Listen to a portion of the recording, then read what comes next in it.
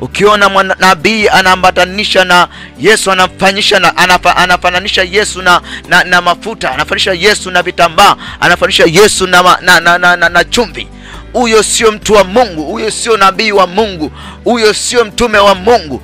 Mtume wa Mungu anaenda vile ambavyo Mungu anataka.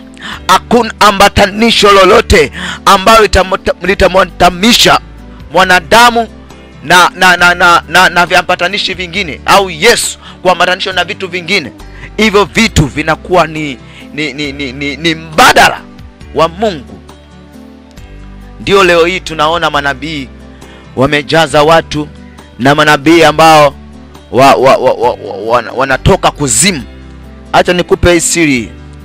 Manabii unaoona wanatumia jina la Yesu, wanatumia jina la Kristo, nao unajua kwamba hapa ndio mtumishi wa Mungu. Acha nikuambie, kuna siri nzito. Na huo unasema upako unaosikia, hiyo ni siri nzito sana. Ni siri ambayo we mwenyewe ukisikia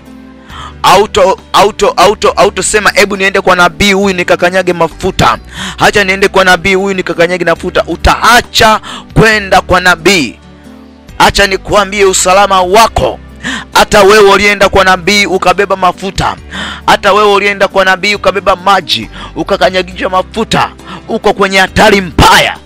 Inatakiwa urudi magotini pa Mungu ili utubu, kwa sababu umepewa alama ya kuzimu. Inamaanisha wewe ukifa ni moja kwa moja kuzimu, hauna pumziko lolote, ni moja kwa moja kuzimu. Acha nikuambie, dalili tulizokuwa nazo sasa ni nyakati za mwisho. Manabii wa uongo watainuka. Na leo hii tunaona, tukiangalia mtandaoni, tukiangalia sehemu mbalimbali, makanisa mbalimbali, yani ni machafuko kwenye dini, machafuko ndani ya kanisa. Mashoga wamejaa kwenye dini. Mashoga ndio manabii wengine wa kipepo. Ni mashoga, na wengine mnawafuata kabisa, kumbe ni mashoga. Wanalitaja jina la Yesu. Nawe kutokuwa na roho wa Mungu ndani yako, uelewi, unafuata tu mkia, unafuata tu mkumbo. Acha nikuambie, badilika mtu wa Mungu. Mtafute Mungu. Mungu ambatanishwi na vitambaa.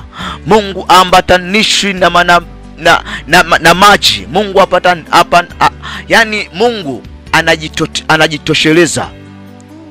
Mungu anajitosheleza. Yesu Kristo anajitosheleza. Achana na kudanganywa, mtu wa Mungu. Acha kudanganywa. Acha nikupe siku za mwisho. Nilikuwa napitia tu hapo ili nikufungue ufahamu. Na acha nikupe siri za mwisho, siri za nyakati za mwisho, au maono ya nyakati za mwisho, au dalili ya nyakati za mwisho. Biblia inasema ya kwamba maasi yataongezeka, vita itaongezeka, tetemeko litatokea. Leo hii tunaona matetemeko. Nchi fulani tunasikia tetemeko. Watu kadhaa wamekufa. Tunasikia vita. Nchi na nchi inapigana. Yes, mtu wa Mungu, ni nyakati za kurudi Yesu Kristo. Usalama wako ni sai kutubu. Usalama wako ni kumgeukia Yesu. Achana na mambo ya kidunia. Yesu Kristo anarudi, yu njiani. Yesu Kristo anarudi, yu karibu. Ni wakati wa kugeuka, mtu wa Mungu. Achana na mambo ya kidunia. Achana na mambo ya kidunia. Geuka muda huu ninaongea na wewe. Ni wakati wa kugeuka. Biblia inasema siku za mwisho utatokea na njaa kali. Kutatokea na njaa kali. Acha nikwambie my friend, hiyo njaa unayoiona sasa hivi, hiyo njaa ni kama hiyo njaa unayoiona hiyo sio njaa. Njaa itatokea muda sio mrefu. Ni njaa ya hatari. Na leo hii tunaona inakaa muda fulani mvua inyeshi, mazao yanaharibika. Ni dalili za mwisho. Njaa itakuwa kali. Ni dalili za mwisho. Wengine wanasema kabisa walio kwa kijijini, wengine wanapiga simu huku mazao hakuna, mvua inyeshi. Dalili za mwisho, dalili za mwisho, njaa itakuwa kali. Sasa wakati anakuja mpinga Kristo, wakati Yesu ameshanyakua wateule wake, kutakuwa na ghadhabu kubwa. Hiyo ghadhabu ni ya milele. Mpinga Kristo atakaye kuja, huyo mpinga Kristo atakuwa na mambo kadha wa kadha. Atakuwa na mambo kadha wa kadha. Wanadamu watateseka mno wakati amekuja mpinga Kristo. Wanadamu watalia, watasaga meno, wengine watanunua sumu, watasema acha ninywe hii sumu nipoteze maisha nife. Lakini Biblia inasema kifo kitakamatwa. Wengine watakimbia hadi milimani, watasema mlima niangukie, lakini milima itakamatwa, milima itakamatwa. Hizo nyakati za mwisho zitakuwa na tabu juu ya mwanadamu. Mwanadamu wewe unemkataa Yesu, mwanadamu wewe unemkataa Yesu, nyakati hizo zitakuwa nyakati mbaya. Ni wakati wa kubadilika mtu wa Mungu. Ni nyakati wa kubadilika mtu wa Mungu. Wakati wa kubadilika. Achana kufuata mambo ambayo hayampendezi Mungu, mtu wa Mungu. Wakati wa kubadilika ndio huu. Wakati wa wokovu ni sasa. Ni wakati wa wokovu ni sasa. Badilika mtu wa Mungu.